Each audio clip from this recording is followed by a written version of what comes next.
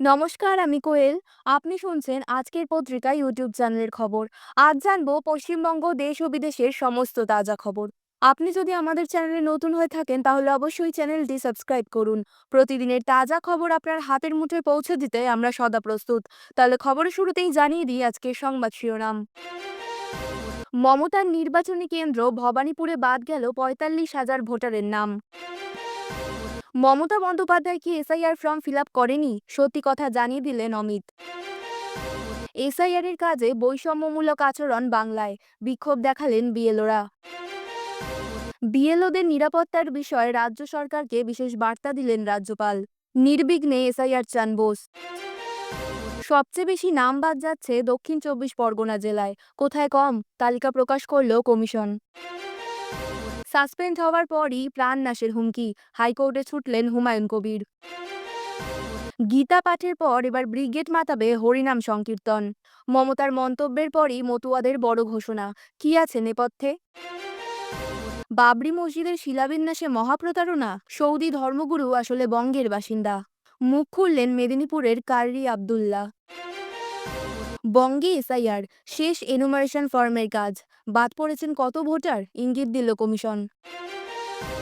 Enumeration পর্ব শেষের পরও নয়া নির্দেশিকা, বিএলওদের জন্য নতুন অপশন জারি নির্বাচন কমিশনের। মমতা বললেন, আমি গ্রেপ্তার করিয়েছি। অভিযুক্তদের পাশে বসিয়ে শুভেন্দু দিলেন বড় বার্তা। ভোটার লিস্ট কারা তৈরি করছে জানেন? একের পর এক চাঞ্চল্যকর দাবি মমতার, হতবাক সকলে। ভোটার তালিকা থেকে নাম বাদ যেতে পারে মমতার, ফর্ম জমা না দেওয়ায় কি জানালো কমিশন।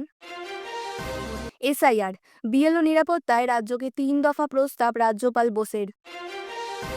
অবশেষে নবম দশম শিক্ষক নিয়োগের ইন্টারভিউ তালিকা প্রকাশ করল এসএসসি। রাস্তায় বাঁক নিতে গিয়েই ঘটল বিপদ, বহু প্রাণহানি, শোকাহত রাষ্ট্রপতি ও প্রধানমন্ত্রী, আর্থিক সাহায্যের ঘোষণা। গান্ধীর নাম মুছতে আসরে মোদী সরকার, ১০০ দিনের কাজের প্রকল্পের নাম বদল। মনরেগার নাম পরিবর্তন করে পূজ্য বাপু গ্রামীণ রোজগার গ্যারেন্টি, মোদী মন্ত্রিসভার অনুমোদন। আগামী সপ্তাহে বিদেশ সফরে প্রধানমন্ত্রী মোদী, এবার গন্তব্য ৩ মহাদেশের ৩ দেশ। ১ লক্ষ টাকা দিলেও ভোট দেবে না মুসলিমরা, হিমন্তের বিস্ফোরক মন্তব্যে তোলপাড় রাজনীতি। পারদপতনে রেকর্ড, এ সপ্তাহে কি কলকাতায় ঠান্ডার সুনামি? জানুন আলিপুর আবহাওয়ার পূর্বাভাস। এতক্ষণ শুনছিলেন সংবাদ শিরোনাম, এবার জানাবো বিস্তারিত খবর। নির্বাচন কমিশনের ভোটার তালিকার বিশেষ নিবিড় সংশোধনীতে মুখ্যমন্ত্রী মমতা বন্দ্যোপাধ্যায়ের নির্বাচনী কেন্দ্র ভবানীপুরে আপাতত ৪৫,০০০ ভোটারের নাম বাদ গিয়েছে। কমিশনের দেওয়া তথ্য অনুযায়ী চলতি বছরের ১ জানুয়ারি প্রকাশিত খসড়া ভোটার তালিকায় ভবানীপুরে ভোটার ছিলেন ১,৬১,৫০৯ জন। সেই তালিকা থেকে নাম বাদ পড়েছে ৪৪,৭৮৭ জনের। মৃত, অন্য জায়গায় স্থানান্তরিত ও হদিশ না পাওয়া এই ৩ শ্রেণীতেই এই বিপুল পরিমাণ ভোটার বাদ গিয়েছে। বিধানসভা ভোটের আগে ভোটার তালিকার বিশেষ নিবিড় সংশোধনীর সিদ্ধান্ত নিয়েছে বিশ্বাসযোগ্যহীন নির্বাচন কমিশন। ওই সিদ্ধান্ত নিয়ে শুরু থেকেই সুর চড়িয়েছেন তৃণমূল সুপ্রিমো তথা রাজ্যের মুখ্যমন্ত্রী মমতা বন্দ্যোপাধ্যায়। কলকাতার পাশাপাশি মতুয়াগড়েও এসআইআরের বিরুদ্ধে রাজপথে নেমে মিছিল করেছেন তিনি। একজনও বৈধ ভোটারকে বাদ দেওয়া যাবে না বলে দাবি জানিয়েছেন। গত ১ মাসের বেশি সময় ধরে নির্বাচন কমিশনের পক্ষপাতমূলক ভূমিকা নিয়ে লাগাতার তোপ দেগেছেন। সেই সঙ্গে নিজে এনুমারেশন ফর্ম পূরণ না করারও সিদ্ধান্ত নিয়েছেন। গতকাল বৃহস্পতিবারই এনুমারেশন ফর্ম গ্রহণের শেষ দিন ছিল। সেই সময়সীমা শেষ হওয়ার ২৪ ঘন্টার মধ্যেই শুক্রবার বিধানসভা কেন্দ্রভিত্তিক ভোটার তালিকা থেকে নাম বাদ পড়ার পরিসংখ্যান প্রকাশ করেছে নির্বাচন কমিশন। তাতে দেখা যাচ্ছে, মুখ্যমন্ত্রী মমতা বন্দ্যোপাধ্যায়ের নির্বাচনী কেন্দ্র ভবানীপুরে প্রায় ৪৫,০০০ ভোটারের নাম বাদ গিয়েছে। উল্লেখ্য, ২০২১ সালের বিধানসভা ভোটে নন্দীগ্রামে দাঁড়িয়েছিলেন তৃণমূল সুপ্রিমো তথা রাজ্যের মুখ্যমন্ত্রী মমতা বন্দ্যোপাধ্যায়। বিজেপি প্রার্থী তথা দলবদলু শুভেন্দু অধিকারীর কাছে ১,৯৫৬ ভোটে পরাজিত হন। ভোটের ফল এবং গণনায় কারচুপির অভিযোগে কলকাতা হাইকোর্টে মামলা দায়ের করেছিলেন তিনি। আরও একটা বিধানসভা ভোট আসতে চললেও সেই মামলার নিষ্পত্তি হয়নি। পরে মমতা ভবানীপুর থেকে উপনির্বাচনে জয়ী হন। সেই নির্বাচনে মমতার জয়ের ব্যবধান ছিল ৫৮,৮৩৫ ভোট। বঙ্গে এসআইআর প্রক্রিয়ার এনুমারেশন ফর্ম পূরণ, জমা ও আপলোডের কাজ শেষ হলো বৃহস্পতিবার। এদিন রাত 12টা বাজলে এই সংক্রান্ত আর কোনো কাজ করা যাবে না। জাতীয় নির্বাচন কমিশনের তরফেই সেই সিস্টেম বন্ধ হয়ে যাবে। বৃহস্পতিবার বিকেল পর্যন্ত পাওয়া তথ্য অনুযায়ী খসড়া তালিকা থেকে কত ভোটারের নাম বাদ পড়েছে, কতজনকে শুনানিতে ডাকা হতে পারে, এসব পরিসংখ্যানের একটা আন্দাজ দিয়েছে নির্বাচন কমিশন। সেই সূত্রে পাওয়া তথ্য অনুযায়ী এ রাজ্যে প্রায় 58,08,232 জনের নাম বাদ পড়তে চলেছে।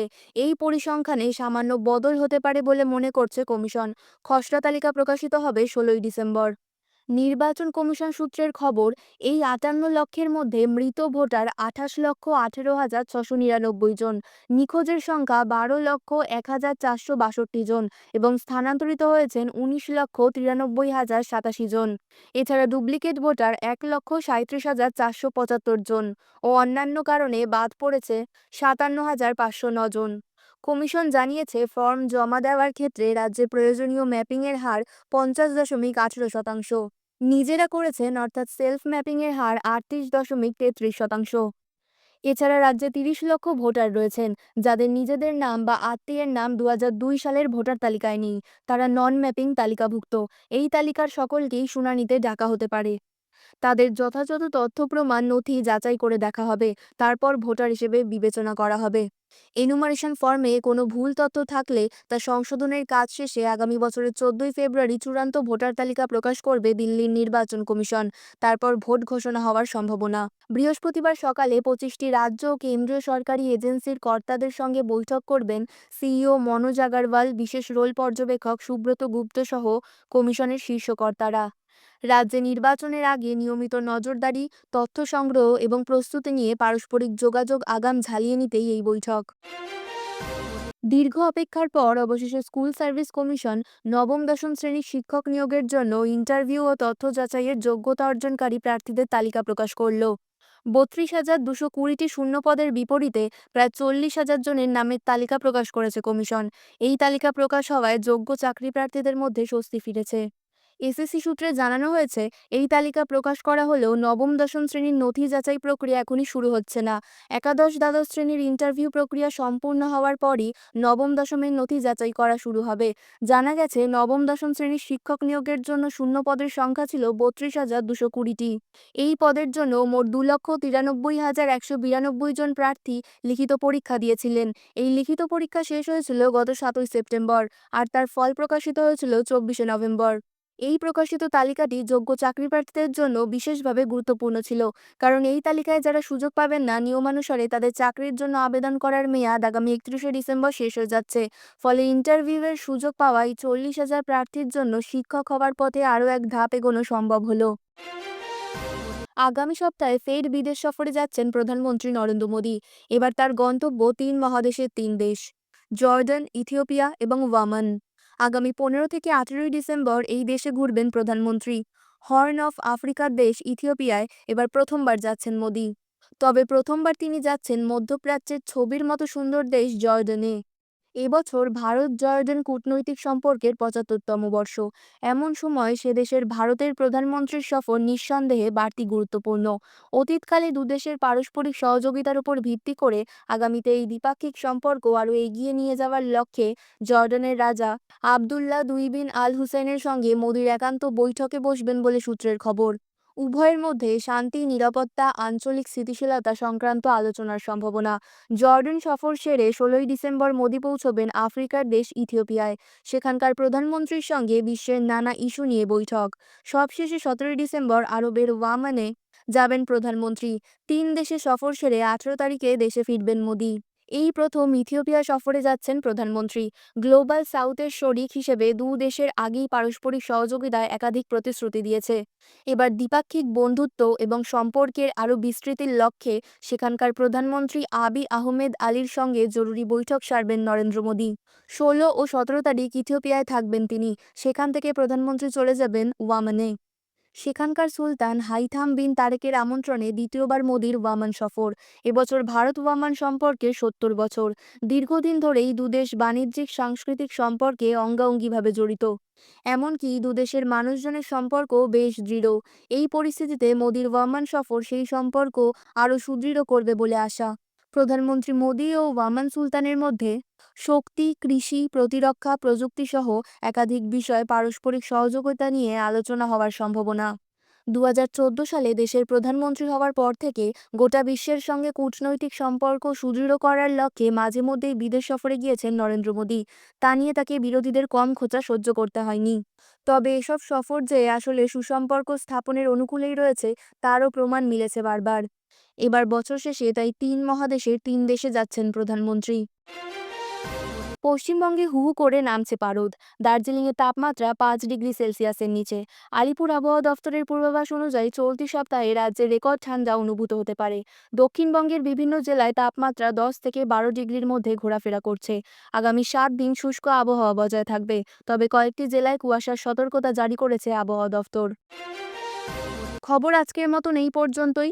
পরবর্তী খবর শোনার জন্য সাবস্ক্রাইব করুন আজকের পত্রিকা ইউটিউব চ্যানেলটিকে। সুস্থ থাকুন, ভালো থাকুন। ধন্যবাদ।